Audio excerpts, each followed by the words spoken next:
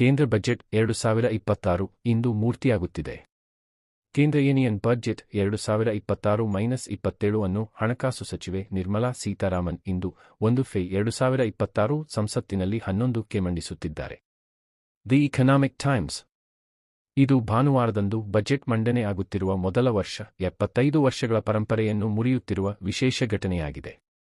One India Kannada. Budget ದಿನಕ್ಕೆ ಆಯ್ದ ಕಂಜೀವರಂ ಸಾರಿ ಧರಿಸಿ ಫೈನಾನ್ಸ್ ಮಿನಿಸ್ಟರ್ ಹಾಜರಾಗಿದ್ದಾರೆ ಎನ್ನುವುದು ಸಹ ಸುದ್ದಿಯಾಗಿದೆ. The Times of India. ಜನರ ಮೇಲೆ ಪರಿಣಾಮ.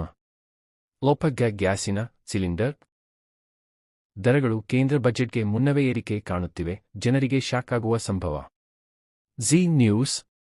ಷೇರು ಮಾರುಕಟ್ಟೆಯು ಭಾನುವಾರದಂದು ಹೆಚ್ಚಿನ ವಹಿವಾಟಿಗೆ ತೆರೆಯುವ ಬಗ್ಗೆ ನಿರ್ಧರಿಸಲಾಗಿದೆ. ಬಿಸಿನೆಸ್.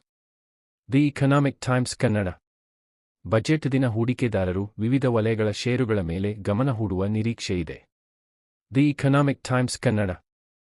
ರಾಜ್ಯ ಮಟ್ಟದ ಪ್ರತಿಕ್ರಿಯೆ.